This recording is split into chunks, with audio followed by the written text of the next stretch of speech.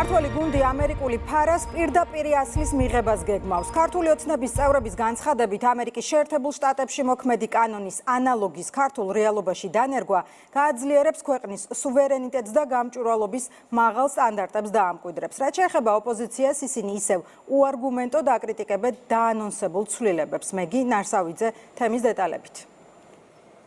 ოპოზიცია ისევ გაუმჭვირვალობის მხარეს დგას, თუმცა ისევ ვერ ხსნიან, რას იწუნებენ ამერიკაში მოქმედ კანონში, რომლის ზუსტი ასლის მიღებას მმართველი გუნდი საქართველოში გეგმავს. თავისივე განცხადებებს ეწინააღმდეგებიან და ამბობენ, რომ ქართული ოცნების მიერ მიღებული ყველა კანონი რუსულია, თუმცა აქვე ადასტურებენ, რომ ფარა ამერიკულია. საზოგადოების მოტყუების ყველაზე დიდი სურვილი დღეს გიგი უგულავამ გამოავლინა, რომელიც ცდილობდა მტკიცებას, თითქოს დოკუმენტის ზუსტი ასლი მისი ორიგინალისგან განსხვავდება. ქართული ოცნების მიღებული ყველა კანონი არის რუსული კანონი. ფარად რუსული იქნება? მისი ვერსია, რომელსაც მიიღებს ქართული ოცნება, ასლი რო იყოს, მოიცი, ხო არსებობს ორიგინალი და არსებობს იმისი ასლი. ამიტომ ორიგინალისგან ასლი ყოველთვის განსხვავდება. ბოლო კანონების მიღების მიზანი იყო სწორედაც რომ რეპრესიული ზომების გატარება, ამიტომ რა თქმა უნდა გავუცი კანონის არ ეკრება. ამერიკული კანონის მიზანი რეპრესიების გატარება არის, თქვენ ასე აქვთ? თქვენ უწოდებთ ამერიკულ კანონებს და ასევე ევროპულ კანონებს, იმ კანონებს, რომელიც საზოგადოების უდიდესი ნაწილისთვის არის რუსული კანონი. ფარა ზუსტი ასლი აქვს, ვერსიაზე არ არის საუბარი ზუსტი. ამ ხელისუფლების მიერ ინიციირებული ნებისმიერი მაკონტროლებელი კანონი არის რეპრესიის გამოხატულება.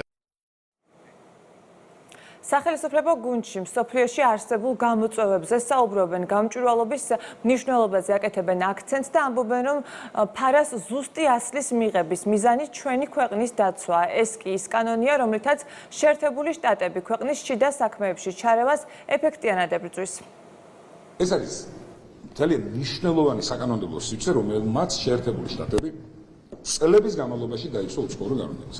ამავდროულად ეს არის ის საკანონმდებლო სივრცე, რომელმაც მისცა საშუალება თელს მსოფლიოს ენახა თუ შეერთებულ შტატებში ვინ ცდილობს გავლენის მოსაპოვებლად, კონკრეტული გავლენის მოსაპოვებლად ძალიან დიდი თანხების დახატვას.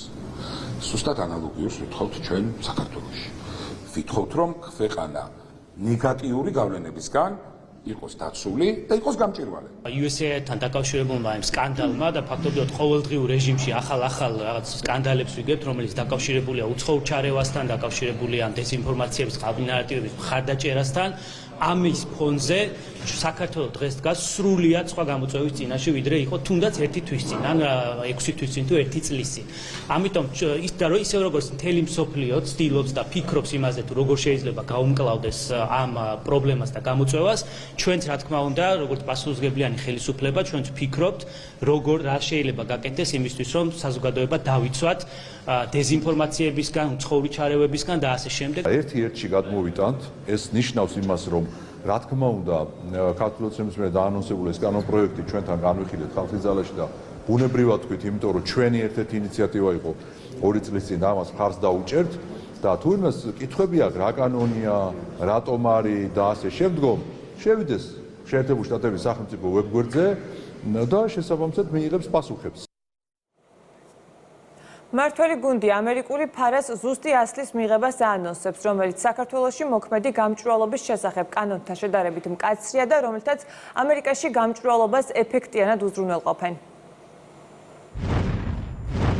მადლობა მეგი, ქრონიკის პირდაპირ ეთერში მეგი ნარსავიძე საუბრობდა.